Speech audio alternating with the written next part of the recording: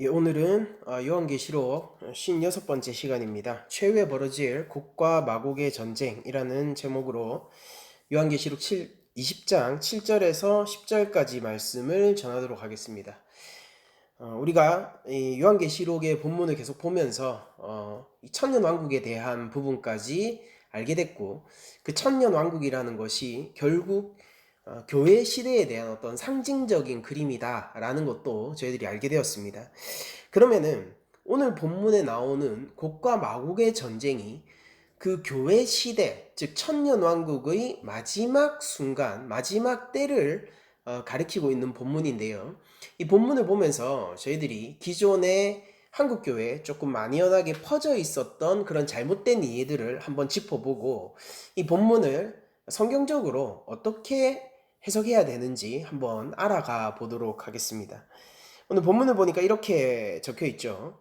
7절에 천년이 참에 사탄이 그 옥에서 놓여라고 기록이 되어 있습니다.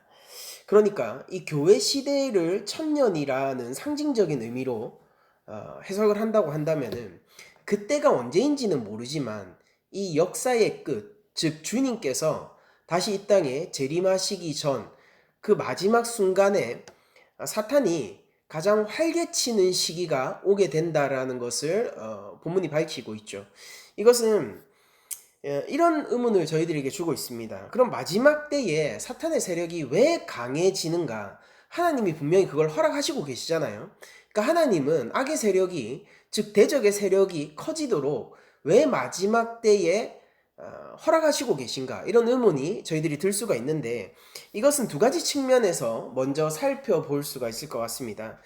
먼저 이 마지막 때에 사탄이 옥에서 놓여지는 때가 온다라는 것은, 이 역사가 한편으로는 이 큰 성 바벨론이라고 적혀 있는 하나님 대적의 나라가 점점 성장하고 마지막 때 주님이 오시기 직전에 그 극치를 이루게 된다라는 것을 의미하는 것이고요. 또 다른 한편은 뭐냐면은, 이렇게 하나님이 그들이 마음껏 자신의 악함과 자신의 죄악들을 드러내는 시기를 허락함으로 말미암아 그들이 반드시 심판받을 수밖에 없는, 즉 하나님 앞에서 영벌을 받을 수밖에 없는 존재라는 것을 스스로 증명하도록 하는 것에 이 본문에 초점이 있다고 얘기를 할 수가 있을 것 같습니다.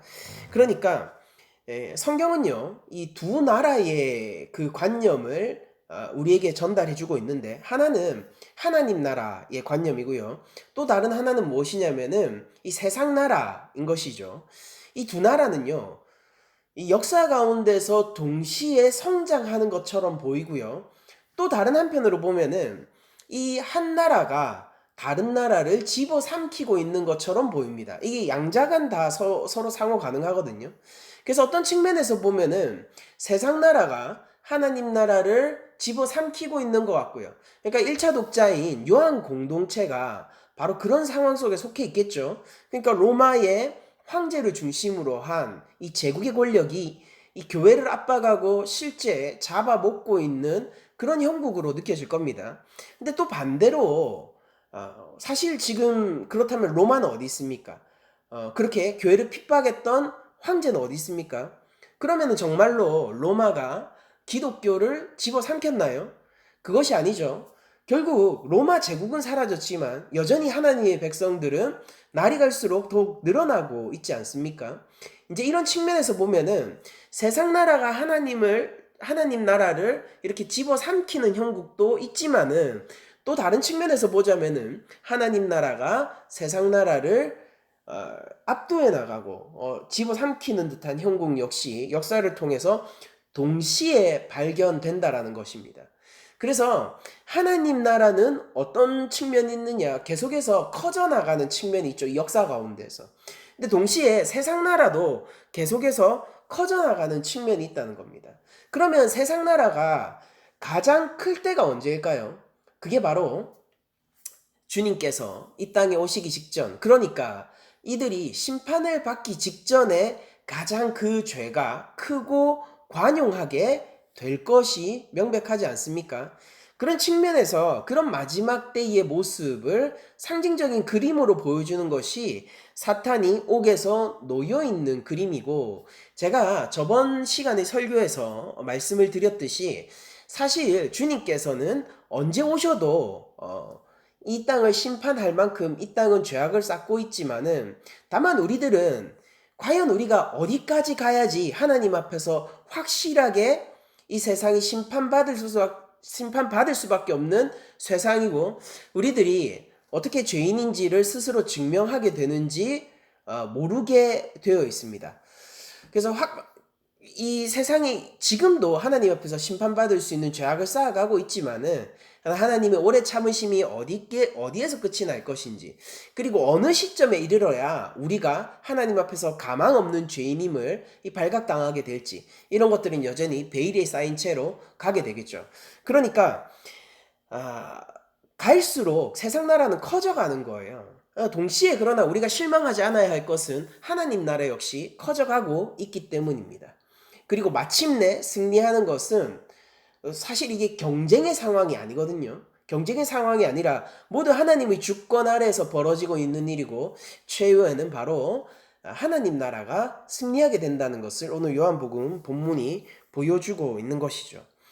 그렇게 세상 나라가 점점 커져서 하나님이 그 죄를 관용할 수 없을 만큼, 스스로 죄인임을 증명할 만큼 이 세상 나라가 커져나가고, 사단은 활개치며 그 하나님의 대적의 세력들은 더욱더 자신의 죄를 드러내게 될 것인데, 그 가운데서 하나님이 그 백성들을 세상에 먹히거나 세상에 당하도록 두지 않고 그들을 구원하는 이야기가 오늘 마지막 곡과 마곡의 전쟁 이야기예요.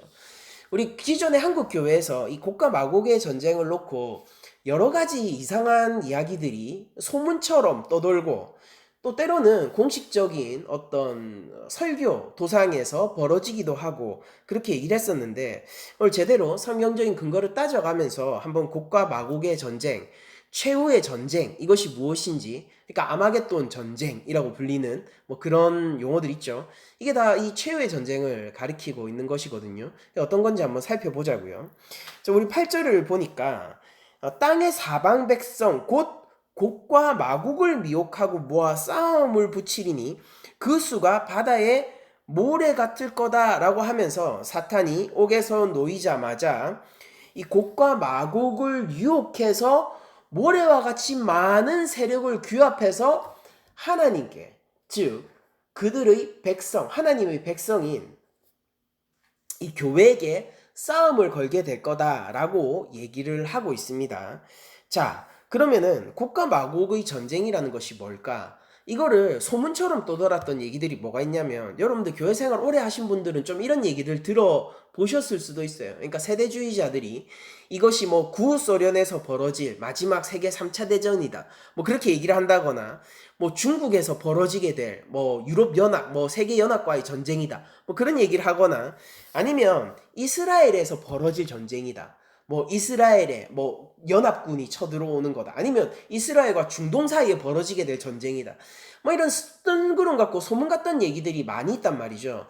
그런데 오늘 본문이요, 이런 식의 해석을 허락하지 않는 이유는 뭐냐면은, 곡과 마곡을 미혹한다 라고 되어 있는데, 이 곡과 마곡의 이 원전이 바로 에스겔서에서 나올 뿐만 아니라 이 곡과 마곡을 미혹하는 것을 땅의 사방 백성이라고 미리 밝히고 있기 때문이에요. 그러니까 땅의 사방 백성, 곧 곡과 마곡을 미혹하고 라고 하면서, 곡과 마곡이라는 것은 이 땅에 퍼져 있는 백성들, 땅에 속한 백성들이라고 먼저 밝히고 있기 때문입니다. 그럼 요한계시록 안에서 땅에 속한 백성들이 누구였습니까? 우리 생각을 해보죠. 이 땅에 속한 자들이 하늘에 속한 하나님의 백성과는 다르게 짐승에게 속한 자들을 땅에 속한 백성들이라고 요한계시록이 계속해서 사용하고 있었죠. 그러니까 이 곡과 마곡이라고 얘기하는 것은 땅에 속한, 즉 짐승에게 속한 이 세상 하나님의 대적들, 이 세상 나라에 속한 모든 백성들을 지칭하는 말이고, 그들의 성질이 어떤 성질을 갖고 있냐면은 곡과 마곡의 성질을 가지고 있는 백성이다라고 얘기를 하고 있는 거예요. 그럼 곡과 마곡이 어디서 나온 거냐면은 에스겔서에서 나온 말이거든요. 에스겔서 38장 2절을 제가 말씀을 한번 드려보겠습니다. 인자야, 너는 마곡 땅에 있는 로스와, 그러니까 마곡이 어디죠? 땅 이름이에요. 지명 이름이에요. 마곡 땅에 있는 로스와 메색과 두발왕 곧 고객의 얼굴을 향하고 그에게 예언하여 이르기를 하고 하면서 하나님이 그들을 심판할 것을 예언하다라고 명령을 하십니다. 그러면은 이 곡이라는 것은 무엇입니까? 메색과 두발의 왕 이름이에요. 그러니까 마곡이라는 것은 지역 이름이고요. 실제 존재했던 지역 이름이고요. 곡이라는 것은 로스와 메색을 다스리던 왕의 이름이란 말이죠. 그러면은 곡과 마곡이라는 것은 뭐냐면은 이 에스겔서에서는 이스라엘을 핍박하고 대적함으로 말미암아 하나님의 대적자가 된 이방 땅 그리고 이방 왕을 가리키는 용어입니다. 그래서 땅의 사방 백성, 즉 짐승에게 속한 세상 나라의 백성들의 성질이 무엇이냐면은 하나님의 백성을 핍박할 뿐만 아니라 그 하나님의 백성을 핍박한 죄로 말미암아 하나님께서 그들을 심판하실 백성이라는 뜻에서 곡과 마곡이라고 불리고 있는 거예요. 그러니까 곡과 마곡의 전쟁이 어디에서 누가 벌어지느냐, 그게 아니라 주님께서 오시게 됐을 때, 그러니까 세상의 죄가 하나님 앞에서 참을 수 없을 만큼 관용하게 되었던 그때 짐승에게 속하고 하나님의 백성을 핍박하며 하나님의 대적자가 된 자들이 그 죄로 말미암아 진멸을 당할 것이다. 아주 하나님의 용서할 수 없는 영벌에 처해질 것이다. 라는 그 성질을 설명하기 위해서 에스겔서에서 예언되었던 곡과 마곡이 지금 소환되어서 불려지고 있는 것입니다. 즉 그러면 우리가 이해하기 편하죠. 땅의 사방 백성이 곡과 마곡, 그러니까 심판당할 수밖에 없는 백성들, 교회를 핍박하는 백성들을 모아서 싸움을 붙입니다. 그런데 그 세력이 너무나도 큰 거예요. 모래같이, 바다의 모래같이 많은 수로 싸움을 붙이는 겁니다. 그러니까 이런 한 구절만 보면은 이 본문이 굉장히 두렵고 우리들이 왠지 협박을 받는 것 같고 이 미래의 모습에 대해서 우리들이 이런 일이 일어나면 어떠지? 이러면서 벌벌 떨게 되고 뭐 그런 상상들을 하게 되고 실제 많은 선교단체들이 세대주의의 신학 안에 속한 선교단체들이 이런 불안감을 조성해서요 청년들의 헌신을 끌어내는 일을 합니다. 그러니까 미래에 대한 불안감, 미래에 대한 두려움, 하나님 심판에 대한 두려움으로 말미암아 자신의 선교단체에 헌신하게 하고 그들이 꿈을 포기한 채 선교사의 꿈을 꾸게 하고 뭐 그런 일들을 우리들이 비일비재하게 경험해 왔지 않습니까? 근데 여러분 오늘 본문을 보시면요 이 얘기를 왜 하느냐면은 이게 두려워하라고 얘기하는 게 아니라 그들이 이렇게 강하더라도 하나님의 보호를 받는 너희들을 꺾지 못할 것이다 라고 얘기하며 안심시켜주는 구절이에요. 그러니까 우리가 이런 뭐 마지막 심판, 뭐 최후의 전쟁 이런 걸 하면서 두려워할 게 아니라 이런 본문으로 말미암아 안심하고 믿음 가운데 굳건히 서서 세상에 속하지 않고 하나님 백성으로서 평온을 유지하면서 살아가야 하는 것입니다. 왜냐면은 보세요. 9절에 이렇게 적혀 있잖아요. 그들이 지면에 널리 퍼져 온 땅에 퍼진 거예요. 누굽니까? 교회를 대적하는 이스라엘 백성들을 핍박하고 그들을 노예 삼고 그들을 약탈했던 바로 그 민족들이 왕의 이름이죠. 그리고 마곡 지방 그것이 아니었습니까? 그와 마찬가지로 이 지면에 그런 성질을 가지고 있는 짐승에 속한 자들 하나님의 대적자들이 널리 퍼져서 성도들의 진과 이거 그냥 교회를 얘기하는 거죠. 성도들의 연합이니까 성도들이 모여 있는 곳. 그러니까 이거 교회예요, 교회. 그리고 사랑하시는 성. 1차적으로는 예루살렘을 얘기하는 거고 그리고 이것이 상징하고 있는 바는 마찬가지로 교회입니다.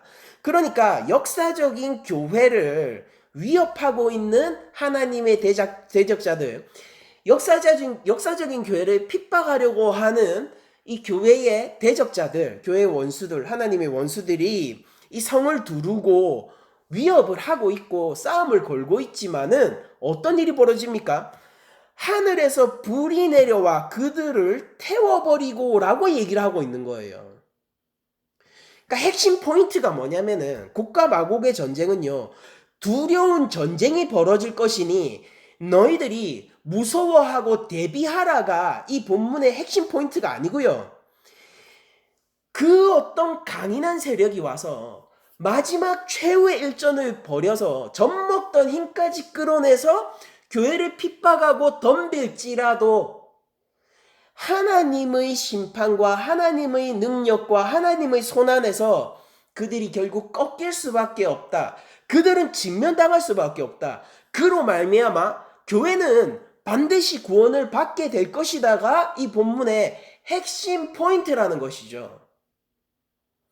여러분들, 우리가 기존에 최후의 심판에 대해서 생각을 하거나 아니면은 마지막 전쟁에 대해서 생각을 하거나 이런 얘기들이 교회에서 오갈 때 우리가 하나님의 자녀임에도 불구하고 우리가 예수님의 이름 아래에서 주 예수 이름을 믿음으로 말미암아 하나님의 자녀가 되는 권세를 얻었고 하나님 나라에 변할 수 없는 백성의 지위를 우리들이 이미 가졌음에도 불구하고 이런 본문 앞에서 우리가 두려워 떨었단 말이에요. 그러니까 이거는 어리석은 짓이에요. 본문이 이야기하고자 하는 바가 우리들이 곡해할 수 없을 만큼 명확한데도 불구하고 우리가 일부러 왜곡해서 듣지 않으면은 그럴 수 없을 정도로 왜곡해서 듣고 있었다라는 뜻입니다. 그러니까 원래 본문의 의도는 뭐예요? 핵심 메시지는 뭡니까? 그러니까 우리 하나님의 대적, 즉 교회의 대적이 젖먹던 힘까지 짜내서 최후의 일격을 가하려고 교회를 무너뜨리기 위해서 포위하고 덤벼들고 우리의 믿음과 신앙을 꺾기 위해서 무슨 일이든지 할 수 있을 정도로 결사의 각오로 하고 전쟁을 벌인다 하더라도 무슨 뜻이에요? 하나님이 그들을 삽시간에 진멸해버리시고 흩어버리시고 그들의 대장은 영원한 유황불 속에 갇히게 될 거다라는 게 오늘 본문의 포인트라는 것입니다. 그러니까 여러분들 이 요한 공동체를 생각해 보십시오. 로마의 황제라는 권력이 젖먹던 힘까지 다해서 이 사회적으로 교회라는 게 당시 로마 교회에서 초대 교회라는 게 뭐 사회적으로 엄청난 힘을 갖고 있거나 무슨 대단한 막 정치적인 영향을 끼치거나 그런 게 아니란 말이에요. 그러니까 되게 소소한 그냥 하나님을 경배하고 예수 그리스도 이름을 위해서 살던 되게 소소한 단체였단 말입니다. 근데 거기에 막 목숨을 건듯이 그들을 핍박하려고 그리고 덤벼들고 있을 때에 오늘 본문을 보던 그 1차 독자들이 얼마나 강인함을 얻고 그 순교의 순간까지도 예수 그리스도의 이름을 놓지 않고 우상 숭배하지 않고 하나님의 길을 갔을지를 우리가 상상을 해보잔 말이죠. 오늘 본문이 그런 힘을 주는 본본이었단 말이에요. 그러니까 이 본문을 읽었던 사람들 그리고 이 본문을 이해했던 1차 독자들 그 초대교회의 순교자들이 어쩌면은 오늘 이 본문을 보면서 마지막 힘을 얻게 되고 그들의 믿음을 포기하지 않고 황제와 타협하지 않고 피 흘린 가운데서도 우리에게 신앙을 전수해 왔는지 모른단 말입니다. 이 본문은 그렇게 사용이 됐었단 말이죠. 근데 오늘날 이 본문을 읽는 우리들도 동일한 믿음 위에서 격려를 얻고 힘을 얻고 아무리 대적이 강성하고 바다의 모래 같은 세력, 이거 여러분들 상상할 수 있는 세력입니까? 아니 바다의 모래를 우리들이 셀 수나 있을까요? 얼마나 많은 모래가 있습니까? 저는 부산에 살고 있으니까 해운대 백사장 같은 데를 가본단 말이죠. 그러면은 그 백사장이 얼마나 넓고 거기에 있는 깔려있는 모래들이 여러분들 얼마나 작은데 그걸 어떻게 다 셀 수 있단 말이에요. 그럼 그 정도의 세력이 교회를 덮쳐올 때 교회가 감당할 수 있을까요? 교회가 감당 못한단 말이죠. 참으로 이리 가운데 던져진 양과 같은 포지션일 수밖에 없습니다. 그러나 그럼에도 불구하고 우리가 두려워 떨 필요가 없고 우리의 이 믿음을 견지해야 하고 그리고 우리가 하나님 나라 자녀로서의 그 권세를 포기하지 않을 수 있는 이유, 여전히 제자도의 길을 가고 예수님을 따라 갈 수 있는 이유는 하나님께서 그들을 손쉽게 이기시기 때문이라는 거예요. 그러니까 우리가 하나님께 기도하고 하나님께 붙들려 하나님이 원하시는 여호와 경외의 길을 가게 되면은, 예수 그리스도를 따르는 제자도의 길을 가게 되면은 우리가 두려워할 것이 없고, 이 세상 가운데 믿음을 지키기에 이 믿음을 방해할 만한 그 무엇도 하나님의 사랑으로부터 우리를 끊어놓지 못하기 때문에 이 믿음의 길을 방해할 만한 그 어떤 세상적 요소도 없다라는 거예요. 대적이 없느냐? 대적이 있어요. 대적이 그럼 약하냐? 대적이 감당할 수 없을 정도로 너무나도 셉니다. 근데 이런 우리를 안위하게 하고 평안하게 하고 우리가 여전히 믿음을 지킬 수 있게 하는 한 가지 사실은 무엇입니까? 하나님이 그들보다 더욱 강하시며, 하나님은 이미 그것을 자신의 섭리 안에서 허락하셨을 뿐이라는 거예요. 세상 나라가 왜 커져갑니까? 하나님이 허락하셨기 때문입니다. 하나님의 허락 속에서 그들은 어느 정도 기회를 얻고 있는 것이기도 합니다. 회개했어야 돼요. 회개하면서 하나님께 마음을 돌이켰어야 돼요. 예수님을 믿었어야 된단 말이에요. 그런데 이 자유의 시간, 하나님이 그래 네가 할 수 있는 일을 해봐 라고 풀어준 시간에 그들이 증명해낸 것은 무엇입니까? 교회를 핍박하고 하나님의 자녀를 유혹하기를 원하고 하나님의 대적이 되기를 원해서 스스로 화를 자기가 불러오는 결과를 낳게 되는 것입니다. 우리는 그것과 전혀 반대의 길을 가야 하겠죠. 여러분들, 대한민국을 제가 보면은, 지금 이 시대를 사는 우리들을 보면은요, 여러 가지 미디어를 통해서 또한 어떤 이 물질적인 관념들과 어떤 행복에 대한 어떤 다양한, 뭐라고 될까요? 우리 틀에 박힌 그림들, 이런 것들을 통해서 성도들을 자꾸 떨어뜨리려고 합니다. 성도들을 믿음에서 떨어뜨리게 하고 완전히 부정하지도 않게 해요. 대충 한 발 정도 빼도 괜찮잖아. 조금 반보 정도 타협하는 거는 상관없잖아 라고 하면서 교묘한 속삭임을 통해서 우리의 대적들은, 이 세상은 우리를 믿음에서 떼어놓고 예수를 사랑하는 것보다 세상을 더욱 사랑하도록 교묘하게 유혹한단 말이에요. 교회가 그리스도의 신부다라는 것을 생각해 볼 때에 우리가 예수님도 사랑하고 세상도 사랑한다라는 것은 가늠했다라는 증거밖에 되지 않고요.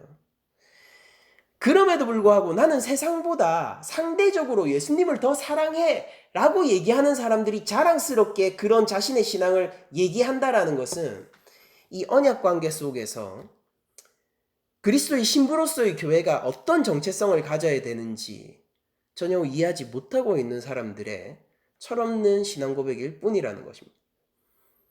근데 세상은 우리를 계속 타협하게 하고 조금 믿음에서 물러나게 하고, 그렇게 예수님을 완전히 떠나라는 게 아니야, 조금만 세상을 사랑해봐 라고 하면서 마침내 우리가 주님보다 세상을 더 사랑하게 만드는 일이 가득가득하단 말이에요. 유혹투성이란 말입니다. 이 덫은 곰덫같이 우리를 핍박하고 죽이는 덫이 아니라 독이 든 캔디같이 달콤하고 나도 모르는 사이에 주님을 떠나게 되는 교묘한 덫이란 말이에요. 그러나 그 교묘한 대적들이 우리 교회를 둘러싸고 우리를 위협한다 하더라도요, 하나님은 마침내 그들을 꺾으실 것이고, 우리가 10절을 보면은 이렇게 되어 있죠. 또 그들을 미혹하는 마귀가 불과 유황못에 던져지니 거기는 그 짐승과 거짓 선지자도 있어 세세토록 밤낮 괴로움을 받으리라 라고 얘기하면서 그들의 우두머리도 하나님께서 영벌에 처할 것이요, 그리고 거기서 그 사단 마귀를 따르도록 세력을 형성하고 있었던 그 핵심부에 있었던 짐승, 물론 여기서는 로마의 황제로 1차 독자에겐 쓰이겠지만은 우리들은 이 세상의 세력의, 하나님의 대적의 세력의 중심 정도로 이해하시면 될 것 같아요. 그리고 또한 거짓 선지자들 뭡니까? 우리 하나님을 떠나서 이 용을 숭배하도록 만든 그 거짓 선지자들, 성부, 성자, 성령을 흉내냈었던, 우리 18장에 나왔었잖아요. 성부, 성자, 성령을 흉내냈었던 그 짐승 3마리가 오늘 모두 하나님의 심판 가운데, 영벌 가운데 던져지게 되는 것을 보게 되지 않습니까? 땅에 속한 자들, 땅의 백성들은 그렇다면 그들의 우두머리가 사라짐으로 말미암아 그들의 마지막 운명도 어떻게 되겠습니까? 그들이 속한 곳을 따라 가겠죠.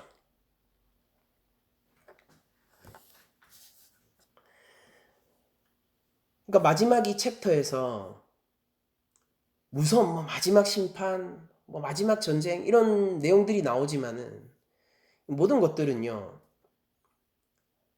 성도들을 안심시키기 위한 내용이에요. 그러니까 우리가 본문을 잘못 이해하고 있었다면은 우리가 실제 본문이 이야기하고자 하는 바로 돌아가야 할 것이고, 요한계시록 본문은 우리가 그냥 두려워하고 이게 무슨 내용이지라고 생각하는 것이 아니라 실제 이 본문을 통해서 우리의 단단한 믿음을 형성하고 예수님을 찬양하는 찬양의 재료로 쓰고 실제 하나님을 향한 믿음의 길을 매일매일 차근차근 뚜벅뚜벅 걸어갈 수 있는 힘의 원천으로 우리가 이 본문을 사용해야 된다라는 것입니다. 여러분들, 우리에게는 대적이 있습니다. 그러니까 지금 대적은요, 어떤 전략을 취하는 것 같냐면은 아무리 생각해도 너희들은 대적이 없어 라고 속이고 있는 것 같아요. 너는 믿음을 잘 지켜나갈 수 있어 라고 거짓 격려를 하는 것 같단 말이죠. 네가 무슨 짓을 해도 하나님이 자녀일 거야 라고 거짓 안심을 시켜주고 있는 것 같단 말입니다. 그러나 우리들은 알죠. 참 하나님의 백성들은 압니다. 여러분들, 그렇게 사는 것으로는 하나님의 백성이라고 불림받을 자격이 없으며 우리는 예수님의 명령 가운데서 안전함을 느낄 것이고 우리는 예수님을 믿는 믿음 가운데서 그리스도 안에서 안전할 것이라는 것을 알고 있죠. 교묘한 말로 네가 어디에 있든 괜찮을 거야 라고 속삭이는 세상의 말을, 교회 안에 들어와 있는 유혹의 말을 여러분들 듣지 않도록 하십시오. 여러분들, 이런 본문을 보면서 미래의 일, 주께서도 모르셔서 성부만이 아신다고 하셨던 그 일을 지레짐작하고 두려워 떠는 것이 아니라 우리가 오늘 본문을 보면서 실제 두려워해야 될 것은 우리를 둘러싸고 있는 오늘날 대한민국의 성도들을 위협하는 대적의 정체란 말이에요. 그리고 그 가운데서 이 교묘한 덫들 가운데에서 네가 괜찮을 거야 라는 그 거짓 속삭임 가운데에서 예수님을 떠나도 너는 구원받을 거야 라는 그 이상한 가르침 가운데서 우리들은 결코 거기에 속지 않고 하나님을 붙들고 하나님만을 믿으며 하나님이 이끄시는 길로 끝까지 따라가야 한다는 것입니다. 그러면 어떻다고요? 안전하다고요. 그러니까 너무 좋은 조건이지 않습니까? 너무 간단한 조건이잖아요. 그러니까 심지어 우리가 주 예수를 따르기를 원하고 여호와 경외의 길을 가기 원하는 것은 우리의 소망이기도 하잖아요. 우리의 참된 소망이기도 하지 않습니까? 그러니까 그 소망의 길, 우리가 원하는 바대로 살아가게 된다면은 결국 어떻게 된다라는 거예요? 우린 결국 하나님의 심판으로 말미암아 얻게 되는 하나님의 승리 가운데서 우리도 승리자가 될 거라는 역사의 마지막 스포일러를 알고 있는 자들로서 살아갈 수 있는 것입니다. 그러니까 그리스도인으로서 힘을 내고 일어서서 이제 매일매일 우리가 하나님 나라를 살아갑시다. 예수님을 믿는 이 삶을 확신을 가지고 나아갑시다. 우리의 대적이 있다는 사실을 기억하면서 우리가 믿음이 떨어지거나 하나님을 부인하고 싶을 때에 그것에 속지 않고 더욱더 하나님을 붙듭시다. 우리 삶이 고난이 왔을 때 더욱더 하나님께로 갑시다. 우리가 무엇을 잡을지 알지 못하고 세상이 혼돈 가운데 가득 차 있을 것 같아서, 그래서 내가 무엇을 해야 될지 알지 못하는 그 혼란 가운데서, 그 혼란이 있기 때문에 더욱더 하나님께로 나아갑시다. 그러면은 우리는 안전할 거예요. 여러분들, 이거는 그냥 관념적으로 여러분들의 마인드 세팅을 그렇게 하면은 삶이 나아질 거예요 라고 얘기를 하는 게 아니라, 우리 하나님이 살아있다는 얘기를 하는 거예요. 우리 하나님은 살아계시고 자녀들의 어려움을 모르지 않습니다. 하나님은 자녀를 지키신단 말이에요. 요한 공동체가 하나님께 버림받았다라고 생각할 만한 그 정황적 증거가 얼마나 많았습니까? 지금 순교당하고 있는데요. 예수님 믿는다고 순교당하고 있는데, 이것 때문에 생명이 떨어지고 있는데 하나님은 그걸 막지 않고 계세요. 그러니까 하나님이 나를 버렸다라고 얼마나 많이 생각할 근거들이 많겠냔 말이에요. 우리도 그렇잖아요. 삶이 혼란스럽고 미래가 까마득하고 그냥 무엇을 해야 될지 모르는 이 혼돈의 어떤 시기 속에 있을 때, 우리가 하나님이 나를 지키지 않는다, 하나님이 나를 버리셨다라고 생각할 만한 얼마나 많은 그런 삶의 정황들을 발견하게 됩니까? 그러나 여러분, 오늘 본문을 보면서 우리가 그 미혹의 덫에 절대 걸리지 말자고요. 오늘 본문을 보면서 대적이 우리를 바다의 모래같이 둘러쌀지라도 하나님이 우리를 구원해 내신다는 사실을 기억하며, 우리가 삶의 어려움과 고난 가운데서 더욱더 하나님께로 나아가고, 우리가 믿음을 포기해야 될 것 같은 수백 가지 이유들이 있는 삶을 살아가면서 살아계신 하나님이 있기 때문에 더욱더 이 믿음을 지켜나가자는 것입니다. 여러분들, 좋은 생각을 해서, 긍정적으로 생각을 해서, 내가 긍정적인 관념을 쫓아서 삶이 안전해지는 것이 아니라, 실제 살아계신 하나님이 내 삶을 지켜보고 있고 내 삶의 마지막에 구원을 반드시 행할 것이라는 객관적인 역사적 진실 때문에 우리들은 평안하게 믿음을 지켜나가는 삶을 살아갈 수 있는 것입니다. 더욱더 하나님을 붙듭시다. 그리고 더욱더 예수님께로 나아갑시다. 세상이 커집니까? 세상 나라가 하나님 나라를 집어삼키는 것 같습니까? 기억하세요. 지금 로마가 어디 있습니까? 황제들은 어디 있습니까? 제국은 무너졌고 황제는 그냥 책 속에 있어요. 살아계신 하나님이 우리를 결코 그냥 두지 않을 것이고, 살아계신 하나님이 교회를 지키고 계십니다. 실시간으로. 최후의 전쟁의 본문을, 곡과 마곡의 전쟁의 본문을 보면서 우리가 안심하고 이 믿음의 길을 더욱더 갈 수 있는, 큰 고난 가운데서도 오히려 큰 고난이 있기 때문에 더욱더 하나님께로 나아갈 수 있는 우리 모두가 되기를 축복드리면서 모든 말씀을 마치도록 하겠습니다.